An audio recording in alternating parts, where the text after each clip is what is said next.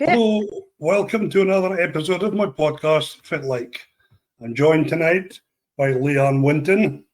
Lianne is into horses, she's into running, she's into science, and she's also into weight loss, which Lianne will explain shortly. So my first question tonight is, Lianne, Fitlike. I'm all right. Fit like yourself. I'm very well, thank you, and thanks for coming on, Lianne. It's a pleasure. Chuffed to be here. We both work in a school. Yep. I That's want right. to take you back to a time in your life when you were just leaving school. So, Lianne, I'll hand over to you, and you take up the story from there. Okay, so I did 6 years at school. I stayed on till my sixth year because I had a great passion for science, and I studied chemistry and biology at higher level. Unfortunately for me, I failed both. At the time, of course, you think, oh, it's the end of the world, it's this and that. And so I averted at the time. I thought, you know what, just go out there and get a job, any job, and buy a horse. Totally passionate about horses, loved horses all my life, and yeah, it's something I wanted to do. So I'm proud to say that I actually got a job in the chicken factory at the time, Grampian Country Chickens in Banff, sadly no longer there. It was a job, it's money, and yeah, I'll never regret working there. I think it teaches you a lot as well to work in a factory. It's hard work. It was money well spent when I did buy my first horse. I had her for a wee while, and then I decided to get something a bit bigger, and that's when I bought Ebony. She was kind of the love of my life, a Welsh Section D. I bought her from a lady just outside Fraserburgh on the Mormont Hill. So yeah, I would go up and down, and I got to know the horse first before taking her home. As Lorna said, you know, it'd be good to work with her, and then it was thanks to Lorna that I actually took a passion for sheep as well, because she'd 300 sheep at that point in time. We're talking 20 plus years ago, but I got really into lambing as well. It was just amazing. I remember tramping the fields at night with the wind and the rain, you know, February, March time, but I just loved it. I just love the outdoors. So yeah, eventually I got Eb home and continued working at the factory for a wee while, but I got itchy feet. I thought, no, I'm wanting more than this. I need to do more than this. And at that point in time, I think in 2001, I saw a job advert for a laboratory assistant in the hospital in Aberdeen. I thought, I'm going to go for that. I'm going to try for that. So luckily got the job. So I was a lab assistant in medical microbiology and diagnostics. Oh, very good. Fantastic job. Absolutely fantastic. Just amazing. I think I spent 6 years there, and that just sparked something in me, and I thought, I'm not sitting here. I'm going to try again and see if I can get my qualification. It was biomedical sciences to become a biomedical scientist, you know, at the labs. Yeah. So yeah, I want to go for this. Of course, I'd been out of education for 10 years at this point. So I contacted the college, who said, okay, we've got an access course. It's a year long. If you complete it, then RGU would most likely give you an unconditional offer. So I went to the college in Aberdeen. It was absolutely fantastic, a great year, and it was NABS at the time or something, it doesn't matter, it's not proper exams, but it was the equivalent of doing my hires again, passed with flying colours, and then got into do my biomedical sciences at uni. Absolutely fantastic. Again, you know, I'm not naturally brainy, I'm not naturally sort of academic, I've got to work for it, but sometimes I think, well, that makes it all the more worthwhile. In my first year, I did fail my maths because I'm absolutely rubbish at maths, but that's okay. I went and got extra help. I know I'm rubbish at maths. My poor colleague now just tears his hair with me because I'm like, oh, I can't do that. But I can, you know, if you sit back and say, come on now, just sit down and think about it, you can. So I did. I passed my maths with a C. I was chuffed with that. I thought, great, I can carry on. It was also a course with placement. Yeah. So you placement in year 2 and then placement in year 3. Yeah. So aced that. The placements were fantastic. It was absolutely brilliant. But at the end of the course, I decided to become a mummy. So I had my kids. Leanne, can I stop you there, please? Before you tell me about being a mum, you says you weren't very academic, you weren't good at maths, but listening to you, you sound a very, very driven person. What's your inspiration for your drive? That's what it's all about. You know, if you've got that passion for something, I needed that maths to carry on in the chemistry and biology, you know. I really, really needed that maths, and I thought, you know what, I'm going to stick in really hard. That gave me the drive to keep going and just to stick it out. And, you know, it's not an interesting subject to me, maths, but it opened the door to carrying on my education further. I didn't have to do maths again after first year. It gave me the drive to just keep going and just crack on with it. I mean, yes, there is maths in chemistry. There even is a wee bit maths in biology. If you sit back and think about it, it's not difficult when you're doing it. And my job, where I am now at the school, you mentioned, we do what we call molar calculations, but because I'm doing it, it becomes second nature. It's so worth sticking in so hard for these things. It really is. Okay. It's definitely worth it. Yeah, that gives me the drive. It's just good. It's just thinking to yourself, do you know what? People in life will tell you, no, you're not good enough to do that. I mean, I had people when I was at school. I had people say to me, you failed your hires. You can't go to uni. You can't do this. You can't do X, Y, and Z. And I just sometimes think that gives you the drive. You think, you know what? I am going to do this. I'm going to prove you wrong. I'm going to do this, and I'm going to do it with cherries on top. You know, yeah. It really did make me more determined. I also had a boss. Would you believe? When I was an assistant at the labs, I had a boss as well say to me, "I think you'd be better doing nursing rather than the biomed because you know that you would have." So when I was in front of his face doing my second year placement, he kind of had to eat his words. It was great. But it gives you that drive because you just think, I can't wait to see this person who told me that I can't do that. Anyone can do anything. Anyone can do anything. You've just got to stick it out. You really just work hard. It's so worth it. You work really hard, work your socks off. Exactly. And what a fantastic statement you just give for anybody that's maybe got a little bit of self-doubt if they want to do something. If you don't put the work and the drive in, you will never, ever know. And don't go through life thinking, what if? You've done it and you passed it. Give yourself a good pat on the back. Now you can tell me all about being a mummy. Agreed. Try to think where I was. Yes, so I became a mummy and we moved back up north to Banff. So at that point, I was still working sort of part-time at the labs, but in 2014, I decided to leave because the travelling was really difficult, you know, with two young kids, and my then partner was working a lot. So unfortunately, I wasn't as active as I used to be. I still had the horses at this point. I had 5 at that point. I had a wee patch of ground at Banff. 11 acres. It was down by the beach in Banff. It was really nice. I had 5 horses, a couple of ponies, and my Ebony, of course, my beautiful Ebony. I did everything on her. And but I just thought, you know, 2 years had passed, and in the sidelines here, I was getting bigger and bigger and bigger. I'll get back to that. So in 2016, I applied for a job at the school where we work now, and luckily. So now I'm in a job, again, it's science-based, it's sort of up with the technicians in science, so it's absolutely fantastic. But however, I'm still getting bigger and bigger, so I'll revert onto this. In 2018, I thought, can't do this no more. Again, you know, it's like we said about the education, really, it's about drive and about wanting to do something. If you want something hard enough, you will do it. Right. And it came in January 2018, I thought, enough. I am nearly 16 stone, just under 16 stone I was at the time. I thought, I'm not doing this anymore. Nope.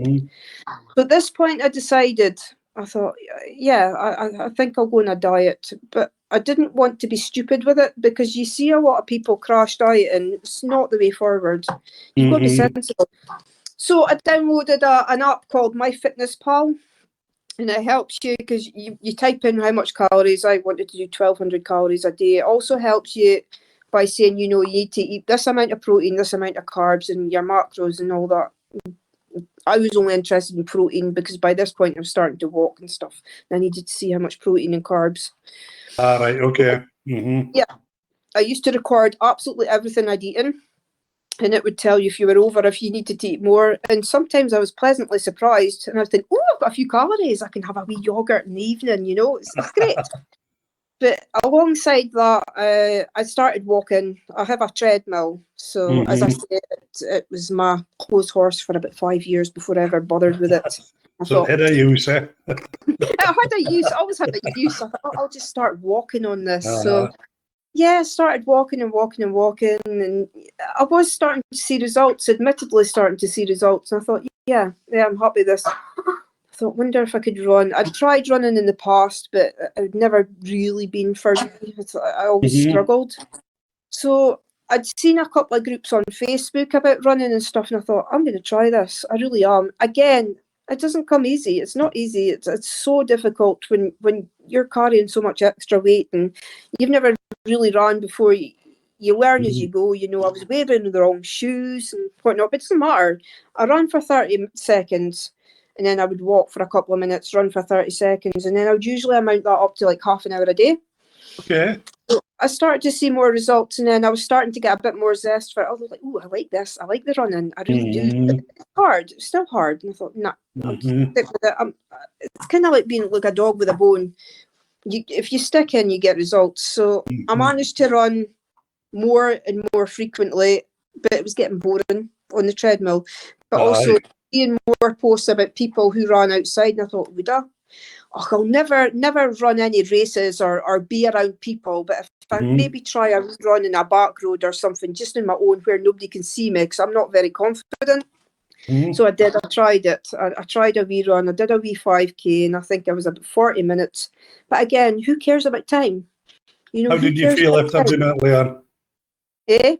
How did you feel after doing your 5K? I just felt absolutely amazing. It gives you a buzz better than treadmill, even for me. Some people prefer the treadmill, but I don't. I got out there that very first time. I got out there, I came back, and I thought, this is amazing. Wow, absolutely amazing. Again, it still took time, really, though, for me to run in a public place where there were people. And you just got to build the confidence. It is. It's, if you're overweight, and I'm not a particularly confident person anyway, so you've got to build in that, but you've also got to have it up here. You've got to say to yourself, I will do this. I want to do this. And if you've got that drive, again, as you say, that drive to want, I was starting to see the results. The pounds were falling off, and that was also giving me confidence. And I thought, yes, I love this. So I took the plunge, and I had a run one night. Again, this was still just 2018. It was coming May, June time. I remember it being nice weather. Lots of people in the park. Went down to Duff House, and I thought, I'll just run to the mausoleum and back. I'll just try it. I sat in my car and I looked, and I thought, I can't do this. And I thought, I can. Yeah, I'm going to do this. I'm going to get out. I thought, let's just step out the car and see how I feel. Stepped out the car and took it. I thought, oh, I don't think I can do this. Everybody's looking, or everybody's going to look. But you know what? No one's interested. No one's going to look. Just another runner, because at the end of the day, a lot of people run now. I don't mean that in a derogatory sense. It's just like you blend in. It's normal. You're just somebody else going out for a run, keeping fit, whatnot else. So I did that first run, and I think that's really what did it for me. It really unleashed it for me to be able to run in front of folk. And then that's when I thought, maybe I would try for a little 5K race. So Huntly Room to Run. I don't know if you've ever heard of it. The Huntly Hurst. It's held every September. I don't know. It's a really great event, and it's held every September, and there's all sorts of stalls and everything going on, but they hold a running event. Back then, it was, I think, a 5K and a 10K, so I would sign up for that. I'll sign up for that. So I did, and I did it, and I felt absolutely amazing. I thought, this is great. This is absolutely amazing. I just love this. The atmosphere, getting the medal at the end, like, oh, medal. I got a personal best. I ran my 5K in 30 minutes. For me, that's such a big achievement, you know. Then, you know, time, yes, but it's not everything. It's you're not racing against others. You're racing against yourself. You're trying to be better than you were yesterday. That's all that matters to me. What I did yesterday and what I can do today and what I can do tomorrow, maybe if I try a little harder or try this or I try that, you know. So yeah, and their personal best, I thought, oh, this is amazing. This is absolutely amazing. It really gives you such a kick and a boost, and you what they call the runner's high. It's just like, wow. I can imagine. And by this point, I had got down to my goal weight, which was, I didn't set anything silly either. It was just 10 stone 2. And I had managed over this time, all this training had helped me get down to my goal weight. So I was really, really chuffed with that. And again, you know, being sensible, Willie, I brought my calories up to 1,500 a day, because you're using more, you're burning more running and stuff. And it's all about not being silly. You know, Absolutely. it's trying to keep that balance. Trying to keep that balance and not being hungry and making sure you're fueled properly. I think after the 5K, I did do 110K in Aberdeen. I don't know, again, you maybe not heard of the Great Aberdeen Run? No, I've done a few runs in Aberdeen. Right, Leanne, before you tell me about that run, at the time you started running and losing weight, how much weight had you lost by this time? I think it was close on 6 stone, just under 6 stone altogether. I was about almost 16 stone and then down to 10 stone 2. I did dip down into 9 stone odds, but it just wasn't for me. I couldn't keep it. So yeah. Obviously, you've lost 6 stone. Looking in the mirror, you must feel fantastic. But more importantly, how was you feeling from inside out, if that makes sense? Felt amazing. I felt $1 million. You know, I had no backache. I used to get a sore shoulder, no sore shoulder. Don't get me wrong, Willie. When I started training, as I say, I don't know if you recall, I said I was wearing the wrong trainers for a start. So, of course, I've got the classic shin splints. A lot of people that take up running will get shin splints. But again, it's trying to be sensible, and I thought, okay, what's this pain? And I looked into it, and some of the people in the Facebook groups that are following out, oh, it might be shin splints. Go and get your gait analysed, you know, it's to see if you overpronate or whatnot. So I went to the shop in Aberdeen and I got fitted with proper shoes, and what a difference that even made. And then I was able to carry on, but I just, even now, you know, I feel what you feel, you allow yourself to try yourself, and you're like, oh, was I really that size? Oh my goodness, was I really that size? That is just, you allow yourself to feel so chuffed and so happy, and give yourself that pat in the back. You've done the hard work, so why shouldn't you? And it You know, also why does shouldn't you? wonders for your confidence. Again, it spurs you on for the running, because I know that's what works for me. It totally does. My confidence has gone, whoo, it's soared. I don't mind. I mean, as I say, been down in London in 2019. That was my first half marathon with 16,000 other runners. It didn't put me up nor down particularly, you know, because the running community, they're so lovely. They're absolutely fantastic. Such a nice community. Everybody is spurring everyone else on. You're all there to run your own race, and as I said before, you're looking to better your own times. You're not, unless you're really competitive, you're not competing against others. You're cheering everyone else on. You're helping everyone else on. You know, it's just amazing. It does wonder for the confidence. It really does. I would say it's amazing for me over the years. It really does. So when you finish up that run in London, think back to your very first tentative steps outside to how far you've come to be able to go and run in front of 16,000 folk in London and not give a jot, and just let your hair do and relax and enjoy yourself and be confident. What a journey you've come on already. Well done, you. It's honestly amazing. And, you know, you keep carrying on that journey, because there I'm saying, you know, the race in 2019, I did it for charity, for the Cats Protection, which was great. Went down, spent the weekend in London, my very first time in London as well, so it was absolutely fantastic. And the kids, they had a ball. And I didn't go back to London. I haven't been back to London. Obviously, COVID and everything struck. So I kept on running, but unfortunately, that took quite a knock for the races and stuff. A lot of the races were done virtual. So this year, 2023, was the first time I went back to London. I did the same race. And it's just amazing.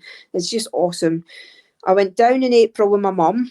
She kept me company this time. And I did that race. And then I applied by ballot to get into the Royal Parks in October past.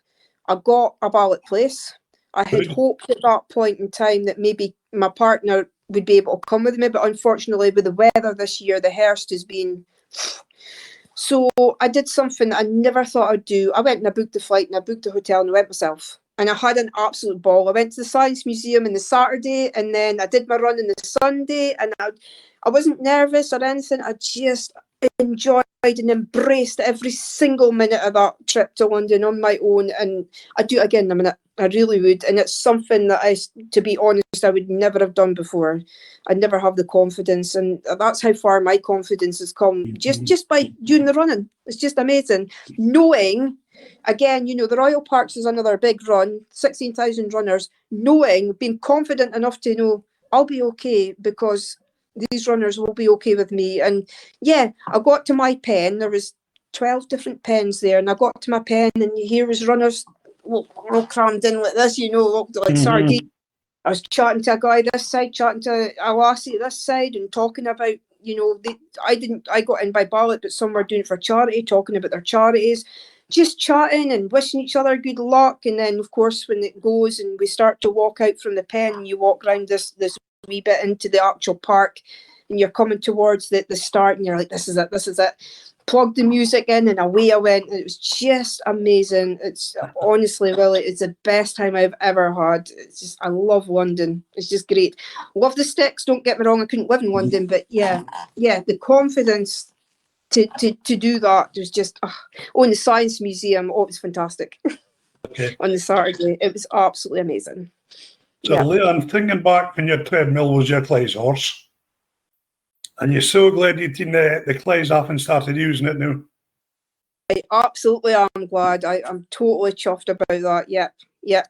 I'm so glad. And it's scary to think that, you know, if you'd let the negative side of your brain say, no, just not do it today. No, I could still be sitting in the same place, still sitting overweight and still feeling really uncomfortable with myself. Opportunities passing me by, like going to London, you know, it's just, no. And yes, I have had my ups and downs with running. It is something that you can dip in and out of. There's been times, as I say, you know, we've been in the farm now with my partner, and I've totally embraced calving and lambing with him, and took a kind of a break last year from running for a wee while. But it's something you can pick up again and get going, because I just decided last year, I thought, no, I need to get back into running, you know, again, you know, for watching my weight as well, but it just, it's for that confidence and to keep that up as well. And it's just something for me, and we should all have something for ourselves, shouldn't we? Aye, absolutely. And look at all the new friends you've made through running that you never have met. Sorry. No, I was just saying, other friends you've met through running that you would never have met if you hadn't got off your backside and done what you've done. Totally, absolutely, definitely. You know, there's a lassie up in Bucky, she did a marathon. I've never been brave enough to do a marathon yet. But I went and trained with her for a while. It was a couple of years ago now, but she's absolutely lovely. As I say, the running community are just amazing, and the people you meet and friends you make.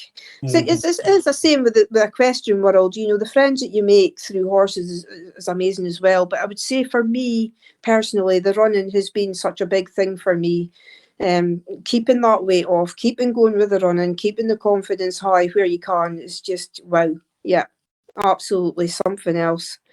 Recommend anyone. It's not everyone's cup of tea, but yeah, it's for me, definitely. I love it. Definitely. I'm listening to all the things you've done, Lianne. Is there anything on your bucket list you want to do but you just haven't got around to doing yet? I suppose there's always something. Can't really think. I'm really embracing still the life out here in the farm. I've helped my partner a lot with the calving. I've never done a calving myself, so maybe that would be in my bucket list. I absolutely adore the cows. Probably people think cows, cows, but they really do. They have personalities, and yes, there are beef cattle. Yes, some of them do go for meat. But yeah, they're such lovely personalities. Again, that's something I never, ever, ever saw myself stood there in a park scratching a coo and the coo loving it. So that's something else that I've embraced. I'd love to do my own carving one day, maybe one day. And I've taken the lambing back up. We've got the top in. That's the ram. He's in with his ladies just now. So it's been timed for when I'm off in the April holidays for Easter. Okay. So I won't be doing much running in Easter time. I'll be delivering babies, hopefully, of the variety. Yep. So hopefully they'll all come. So I mean, these are the things that I'm looking for, but I can't think of anything much more for the bucket list. Neil's job one day. Well, I hope Neil watches this tomorrow. He'll get his job's under threat. He certainly wants to see it, but he's been warned. You're not allowed to retire yet. I love working with him. He's just a fantastic co-worker. We make a great team. We'll have a laugh, and it lightens the load at work as well. And we're both in a job that we really enjoy. I mean, in terms of the job there, Neil's absolutely fantastic because I've embraced being the biology technician, and I've actually developed, because of my experience in microbiology, they sometimes allow me to teach the juniors about the plates, the agar plates and stuff. Oh, very good. So sometimes I'll go into a class and just, it's all sort of layman terms, but you teach them about what they call aseptic techniques, so you're not bringing in unwanted bugs when you're trying to grow up a certain bug. And I've developed some experiments for the 6 years. They now can do what they call a gram stain. It's just a type of stain that you can get on a slide to see what kind of bacteria is there. Okay. Again, it's purely my knowledge from the hospital and university. And I've also developed another experiment, which was an electrophoresis, which is basically it's like separating the banding of the DNA. But I've simplified it so they can try and take it in. I always feel if the kids can visualize it, pupils should I say, because they're not kids at that age, are they? But if they can visualize an experiment to see what's going on, even if it's in simple terms, because I've used dye instead of anything high tech, but you can see it moves like what they call a gel, and you use electrical current. So I did a simplified experiment which works. And they do actually use it. So again, that gives me drive for the job that I'm doing just now, because Neil allows me to go away and play about. I'll maybe try this, try that, try this, try that until I get it right. And yeah, it's just, I love it. I love my job, so I feel so lucky to be in a job where I can do these things, Fantastic. Are you still there? I'm still there. I'm just listening to you, Lianne. You just a true inspiration to lots of folk who are going to watch this. And for anybody that's got any self-doubt about things they want to do or quite scared to do in case they make a mess, all I can say to them is just watch this, listen to you, then go and do it. Well, definitely. I can't sit here and say I'm not scared, because there's been many times where I've been terrified. For example, I remember getting the interview for the job that I'm in now, and I thought, I'm not going for that interview. I can't do that. Oh, no. Got the job. When I did eventually go for the interview, I went, and then I thought, I can't start this job. I can't do that. I'm terrified. But you've got to force yourself. You've got to make these sort of decisions to say, right, I'm going to do this. I've got to do this. Because if you don't do it, you're going to be sat in the same place 10 years from now thinking, what if? What if? Mm-hmm. What's the worst that can happen? Really, what's the worst that can happen? At least if you're out there trying, whether it be running, horses, cattle, or career change, or even any career, what's the worst that can happen? If you fail, that's okay. So you failed at that, so go and try something new, something else. Mhm. It's not always easy. I do understand that. It's not always easy, but you've got to try. You really have to try. You've got to go for it. You've got to find that drive within yourself to say, this is what I want to do. This is how I want to do it. And this is how I'm going to try and go for it. You know, and to a certain extent, sometimes it's proving people wrong when people say, you can't do that. And you think, okay, watch me. Watch me. Definitely. And I often think it's never how many times you get knocked down, it's how many times you get back up and keep going and going and going.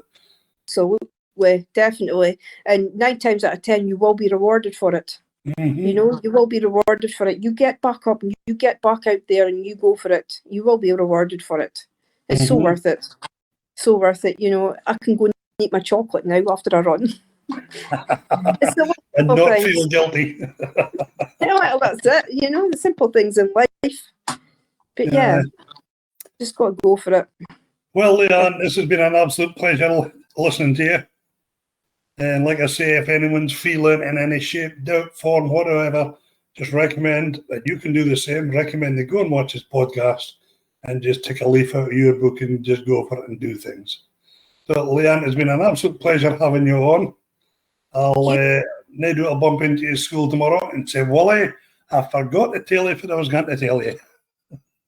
But I can only Very thank you likely. for coming on. There's always something. All right. So thank you very much for coming on, Lianne. And I'll talk to you tomorrow. Okay. Hey, thank you very much for having me. It's been an absolute pleasure. You take care. I'll see you at school tomorrow. Thanks, Lianne. Take Bye. care. Bye. Bye, Lianne. Bye. Hello. Thank you for watching my podcast. I hope you enjoyed it. Stay tuned. There'll be plenty more good episodes to come. If you would like to join me on the podcast or nominate somebody who would like to see on the podcast, get in touch. You can get me on social media. You can get me on YouTube. You can phone me. My phone number's across the screen. It is 07904 756 332. I would also like if you could subscribe to my channel. That'll help the channel grow. And smash the bell. If you hit the bell, that'll give you notifications every time an episode's uploaded. So as I say, if you want to join me on the podcast, feel free to get in touch. I look forward to speaking to you, and hopefully you'll keep watching the podcast. There will be loads more good guests to come. Thank you very much. Fitlike.